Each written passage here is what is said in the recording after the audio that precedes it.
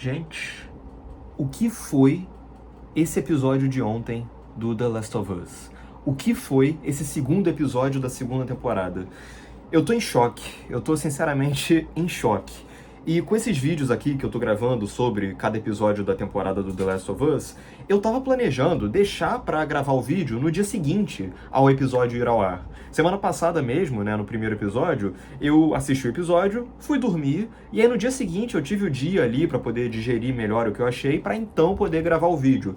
Só que esse último episódio aqui, como é que eu ia dormir depois desse episódio? Como é que eu ia simplesmente desligar e dormir? Não, eu tinha realmente que ligar logo a câmera agora, tarde da noite mesmo, pra poder falar o que eu achei do episódio, que foi um episódio chocante. Eu realmente fiquei em choque com esse episódio aqui, e é sobre ele que eu vou falar aqui hoje. Antes de qualquer coisa, claro, importantíssimo, não se esqueça de curtir esse vídeo se você estiver gostando, se inscrever no canal e ativar o sininho para não perder a notificação dos próximos vídeos. E tão importante quanto esse vídeo aqui tem spoiler pra caramba. Se você não assistiu o episódio, se você não jogou o jogo, não sabe o que acontece, por favor, sai do vídeo e volta depois de assistir o episódio, porque esse vídeo aqui tem spoiler. Vamos lá.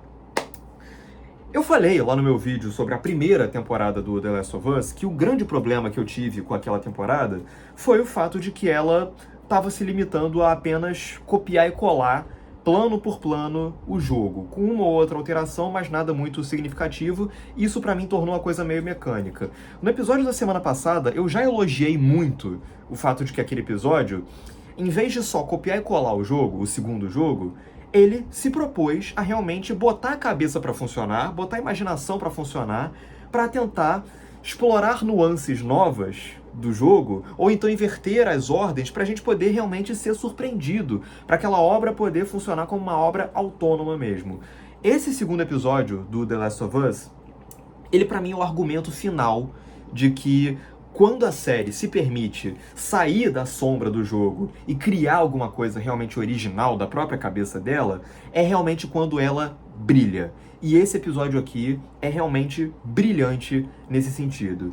E tanto o primeiro episódio quanto esse, da segunda temporada, né? Tanto o episódio da semana passada quanto esse, eles sabem muito bem o timing, eles sabem muito bem pontuar qual vai ser a melhor hora de você aí sim resgatar algo que seja mais direto lá do jogo, da lembrança direta do jogo, e algo que seja realmente criado do zero.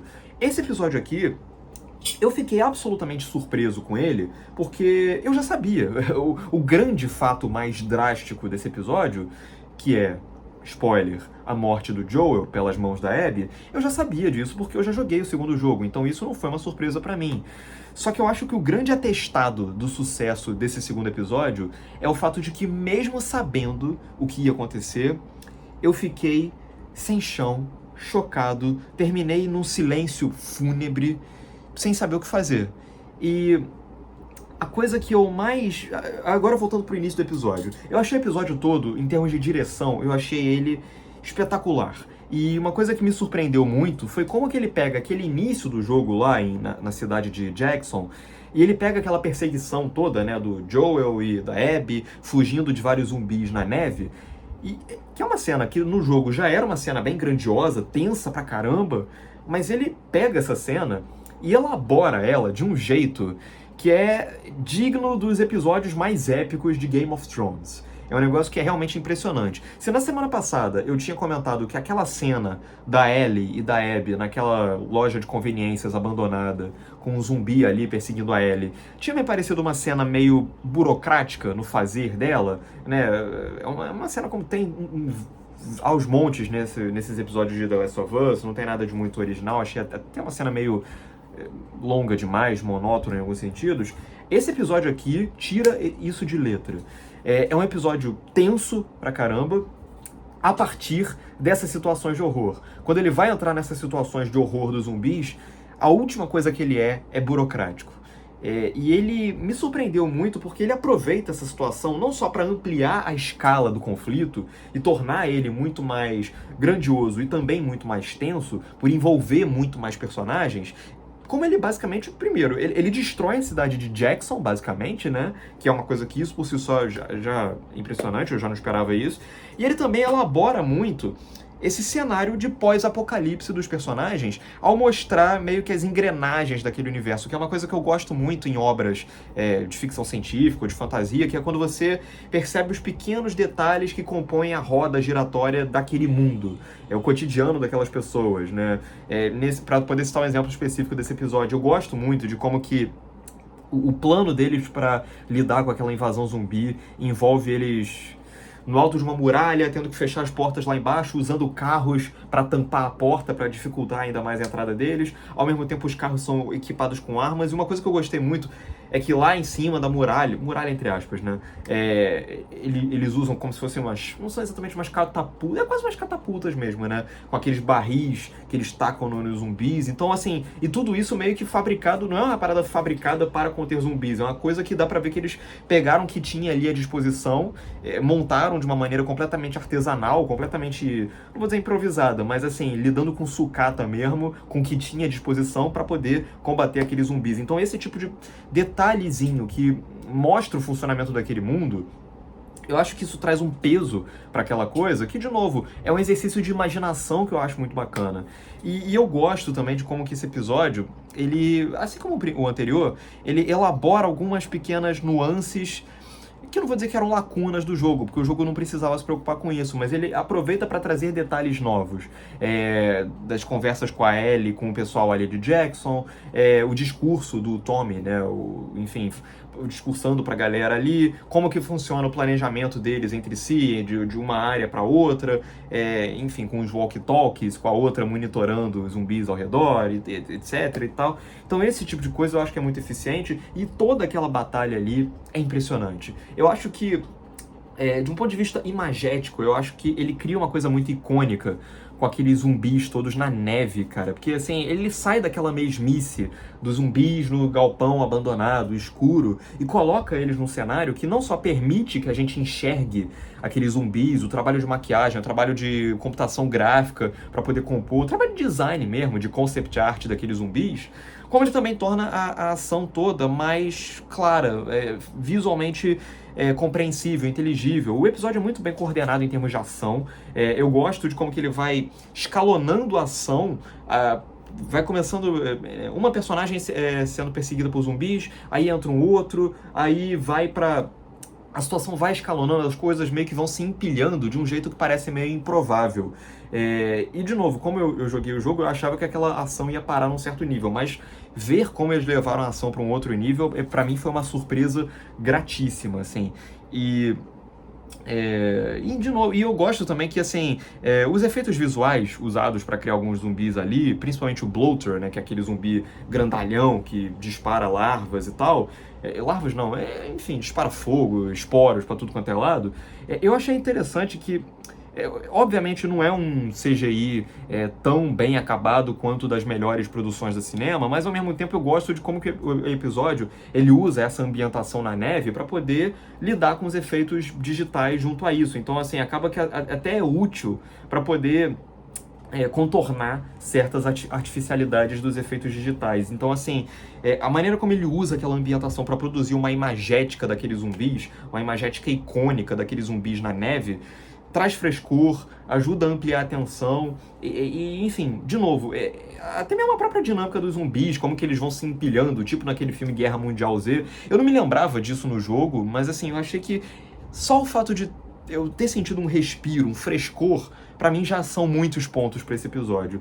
E eu gostei também de como que ele consegue encaixar dinâmicas do jogo sem que a falta do recurso da interatividade seja um problema. Por exemplo, quando o Tommy tá fugindo daquele bloater e aí ele gasta aquele lança-chamas dele até o final, esse é o tipo de coisa que num jogo a gente sente com muito mais ênfase por estar controlando, mas ao mesmo tempo eu acho que ele soube adaptar essa dinâmica de você se deparar com um novo chefão de fase e descobrir na marra como que vai ser o jeito de superar ele, o jeito específico de superar ele. Eu acho que o episódio trouxe isso para a dinâmica de uma série de TV de uma maneira muito orgânica.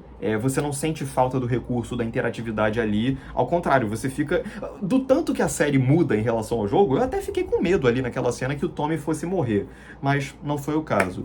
Mas falando em morrer, aí, vamos pro spoiler máximo que eu já falei, a cena da morte do Joel, eu lembro que quando eu joguei o jogo, eu joguei 2 horinhas, assim, só pra ver qual era, antes de realmente jogar na moral. E aí, quando chegou a morte do Joel, eu não fazia a menor ideia que ia rolar isso.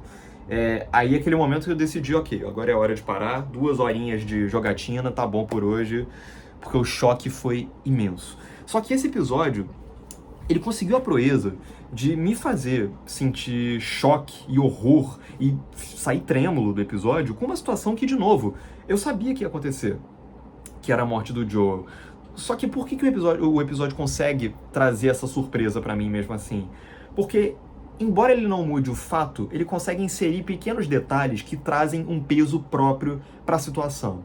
Por exemplo, eu não esperava que eu acho que a Mel, se eu não me engano, é a personagem que no jogo tá grávida. Eu não sei se é exatamente ela, mas assim, na série tem uma personagem, uma menina ali, que claramente tem uma reação de desgosto com o que a Abby vai fazer ali com o Joel. Ela tenta ser mais caridosa com a Dina, ela injeta com mais calma, tenta jogar um joguinho ali pra Dina não sofrer. Quando a Abby fala que ela pode matar a Dina, ela reage mal. E quando ela tá lá espancando o Joel até a morte, ela tá chorando no canto. Então esses pequenos detalhes, assim, eu acho que trazem... Tipo, você percebe que, caramba, aqueles personagens ali, eles não são máquinas de matar e nem estão com a mesma frieza que tinham lá no jogo. E por falar em frieza, eu gosto também de como que a Abby aqui, ela demonstra uma noção estratégica maior do que no jogo, porque no jogo ela ouve o nome do Joel, claro que em circunstâncias diferentes, né, porque o Joel já estava dentro da cabana junto com eles ali, do chalé, mas aqui ela ouve o nome do Joel e ela ainda tem o sangue frio de fazer um personagem pra manter o Joel ali do lado dela até o momento em que ela vai levar ele pro chalé pra poder matar ele.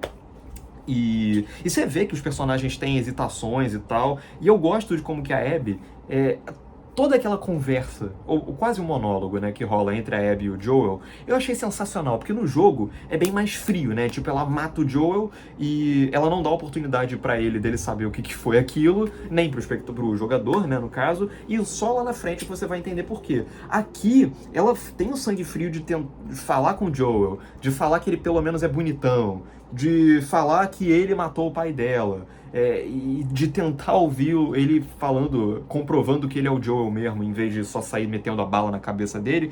E ele também tem uns detalhes de crueldade, assim, que são inéditos, assim, que, beleza, ela espanca o Joel com o taco de golfe, como era no jogo, mas, assim, aquela sacada final dela espetar o que sobrou do taco de golfe Primeiro que já começa ela quebrando o taco de golfe, isso já é uma coisa que denota que caramba e tal. E ela enfiando no pescoço é uma cena muito mais trágica. E a reação da Ellie... No jogo, você... enfim, tem um time-lapse, uma elipse, assim, depois dela matar o Joel, pra depois, né? Aqui você vê a reação da Ellie, você vê eles fazendo o translado do corpo. E o episódio ainda termina com a Ellie ali, de mãozinha dada com o Joel, sofrendo junto com ele, junto com o cadáver dele, com eles carregando o cadáver dele pela neve até Jackson, que é uma coisa que no jogo eles não mostram, né, como é que eles acharam ela, como é que eles levaram pra Jackson e tal, com uma música trágica que, enfim, tá completamente desordenado esse vídeo, porque nem roteiro eu fiz, nem fiz anotação, tô falando no impulso mesmo, que, meu Deus do céu, que... Tá indo por um caminho espetacular essa segunda temporada de The Last of Us. Só esses 2 primeiros episódios colocam a primeira no bolso. E eu espero que o resto da temporada não deixe cair o nível. Porque esse episódio aqui... Uau! Que episódio fantástico. É isso. Um grande abraço e até a próxima.